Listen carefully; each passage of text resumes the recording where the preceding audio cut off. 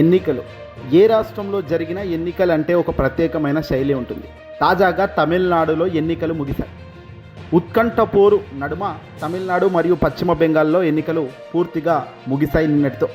ఇక తుది ఫలితం మే 4వ తారీఖున ఫలితాలు ఉంటాయి, రిజల్ట్స్ ఉంటాయి. ఇక తాజాగా తమిళనాడు ఎన్నికల చరిత్రలో ఎన్నడూ లేని విధంగా సాయంత్రం 5 గంటలకే సుమారు 82.24% పోలింగ్ నమోదైనట్లుగా వీడియో పేర్కొంటుంది. గత ఎన్నికలతో పోలిస్తే 2021లో 76% అట, 2016లో మాత్రం 73% అట. వీటినన్నిటినీ అధిగమిస్తూ ఈసారి 2026లో తమిళనాడులో పోలింగ్ మాత్రం విపరీతంగా పెరిగింది అనేది క్లియర్గా డేటా ప్రకారం కనబడుతుంది. ఇక పశ్చిమ బెంగాల్లో మొదటి దశలో కూడా సుమారు 90% పోలింగ్ జరిగిందని అధికారులు చెప్తున్నారు. భారీ పోలింగ్కు గల కారణాలు యువత ప్రభావం. తమిళనాడు రాజకీయాల్లో సుమారు 15 లక్షల మంది కొత్త ఓటర్లు ఈసారి మొదటి ఓటు వేసినట్టుగా తెలుస్తుంది. వాళ్ళంతా కూడా నటుడు విజయ్ పట్ల ఆకర్షితులై ఓటు వేయడానికి వచ్చి ఉండవచ్చు అనే ఒక అంచనా కూడా అధికారులు వేస్తున్నారు. ఇక ప్రభుత్వ వ్యతిరేకత కూడా ఇక్కడ విపరీతంగా ఉండటం, అధికార డిఎంకేపై ఉన్న వ్యతిరేకత వల్ల లేదా అన్నా డిఎంకే గెలవాలనే కసితో ప్రజలు భారీగా తరలి వచ్చారనే సందేహం కూడా వ్యక్తం చేస్తున్నారు. సర్వే సంస్థల అంచనాలను సైతం ఊహించని స్థాయిలో పోలింగ్ జరిగిందనే అభిప్రాయం ఇప్పుడు అక్కడ వ్యక్తమవుతుంది. ఇక ఎన్నికల కమిషన్ మరియు ఈవీఎంలపై సందేహాలు. ఆంధ్రప్రదేశ్లో అంటే గతంలో ఆంధ్రప్రదేశ్ తెలుగు రాష్ట్రాల్లో అయిన ఆంధ్రప్రదేశ్లో ఎన్నికల సమయంలో జరిగిన ఈవీఎంల మ్యానిపులేషన్ ఆరోపణలను ప్రస్తావిస్తూ ఇప్పటికే ప్రజల్లో అనుమానాలు ఉన్నాయి. ఓటర్ల జాబితాల్లో పేర్లు తొలగింపు, ఇతర అంశాలపై రాహుల్ గాంధీ వంటి పెద్ద పెద్ద నాయకులు ప్రశ్నించినప్పటికీ ఎన్నికల కమిషన్ సరైన సమాధానం వీటికి ఇవ్వలేదనేది కూడా మనకు వినబడుతుంది. భారీ పోలింగ్ శాతం పెరగడం మంచిదే అయినప్పటికీ ఎటువంటి అక్రమాలు జరగకుండా ఎన్నికలు పారదర్శకంగా జరగలేదా అన్నది కూడా ఇప్పుడు ఆలోచించాల్సిన అవసరం ఉంది.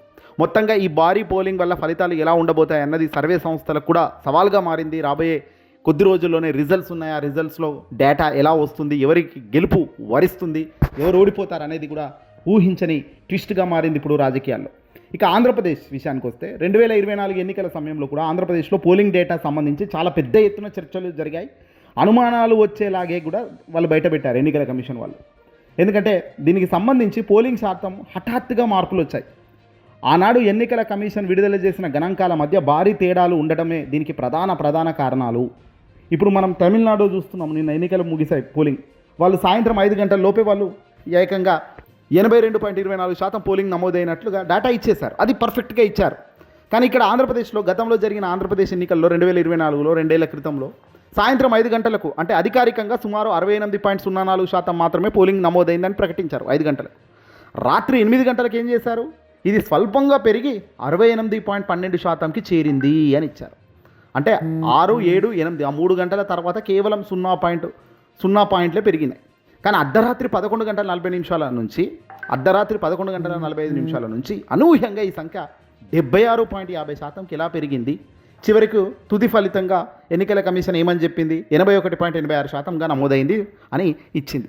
అసలు సాయంత్రం 5-6 గంటల దాకా సాయంత్రం ఏంటి, రాత్రి 8 గంటల లోపేమో 8 గంటల దాకా 68.12% ఉన్న పోలింగ్ ఏకంగా 81 స్థాయి. అంటే ఆ కేవలం కొద్ది గంటల వ్యవధిలో సుమారు 12 నుంచి 13% ఓట్లు అదనంగా ఎలా పెరిగాయి అన్నది ప్రధానంగా ప్రశ్న బలంగా వినబడుతుంది. ఏపీలో దాదాపు 51.83 లక్షల ఓట్లు రాత్రి సమయంలో అదనంగా చేరాయి అనేది విశ్లేషకులు గట్టిగా బల్లగుద్ది చెప్తున్నారు. మరి ఇలాంటివి జరిగినప్పుడు ఎన్నికల కమిషన్ కూడా దీనికి ఆధారాలను బయట పెట్టాలి.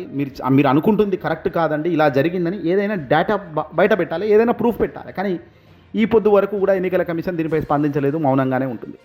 ఇక బ్యాటరీ మార్పిడి. మాక్ పోలింగ్ సమయంలో ఉన్న పాత బ్యాటరీలను తీసివేసి అసలు పోలింగ్ సమయంలో కొత్త బ్యాటరీలను వేయడంపై కూడా అనుమానాలు వస్తున్నాయి. ఈవీఎంలలో బర్న్ట్ మెమొరీ మరియు మైక్రో కంట్రోలర్లను తనిఖీ చేయాలని అభ్యర్థించినప్పటికీ సాంకేతిక కారణాలతో అది సాధ్యం కాదని కొట్టిపారేశారు. మెమొరీ వెరిఫికేషన్ చేయాల్సిన అవసరం ఉందంటే దాన్ని అడుగులు ముందుకు వేయకుండా దాన్ని తోసిపుచ్చారు. ఇక సీసీటీవీ ఫుటేజ్ అంటే స్ట్రాంగ్ రూమ్లు మరియు కౌంటింగ్ సెంటర్లలో సీసీటీవీ ఫుటేజ్ అభ్యర్థులకు అందుబాటులో ఉంచలేదు. ఎందుకు, ఏం జరిగిందో తెలియదు. ఎన్నికల కమిషన్ ఏం చెప్తుంది అంటే పోలింగ్ ముగిసే సమయానికంటే సాయంత్రం 6 గంటలకు క్యూ లైన్లో వేలాది మంది ప్రజలు వేలాడుతూ ఉన్నారట. మరి వారు ఓటు వేయడానికి అర్ధరాత్రి దాకా సమయం పట్టిందట. అందుకే రాత్రి వేళలో డేటా అప్డేట్ అయింది, అందుకే లేట్ అయింది అంటున్నారు. ఈవీఎంలో అత్యంత సురక్షితమైనవి, వాటిని ట్యాంపర్ చేయడం సాధ్యం కాదని వాళ్ళు చెప్తున్నారు. వాళ్ళు చెప్పే పని వాళ్ళు చెప్తారు, కానీ డేటా కానీ అసలు జరిగిన అంశాలన్నీ చూస్తే మాత్రం దానికి విరుద్ధంగా ఉందనేది వైసీపీ వాళ్ళ ఆరోపణ. పెద్ద ఇంటెలెక్చువల్స్ కూడా అదే చెప్తున్నారు. చాలామంది పొలిటికల్ పార్టీస్ కాకుండా నార్మల్గా న్యూట్రల్గా ఉన్న వ్యక్తులు సైతం దీనిపై అనుమానాలు వ్యక్తం చేయడం, నిజంగా దాన్ని వ్యక్తం చేయడం, అనుమానాన్ని నివృత్తం చేయడంలో ఎన్నికల కమిషన్ కూడా దాన్ని ప్రూవ్ చేయడంలో కానీ దాన్ని తిప్పికొట్టడంలో ఫెయిల్ కావడం ఇక్కడ కొద్దిగా బాధ కలుగుతున్న అంశం. ఇక తమిళనాడులో ఇప్పుడు చూస్తున్నైతే ఆంధ్రాలో కూడా సాయంత్రం 5 గంటలకు తర్వాత నమోదైన అదనపు ఓట్లు పెద్ద రాజకీయ దుమారం చెప్తే, ఒకవైపు సాంకేతిక కారణాలు చెప్తే, మరోవైపు మేనేజ్ చేశారు, ఓట్లు ఏదో జరిగింది అన్నారు. కానీ ఈరోజు తమిళనాడు రాజకీయాల్లో 5 గంటల వరకే ఏకంగా 82.24 పోలింగ్ నమోదైపోయింది.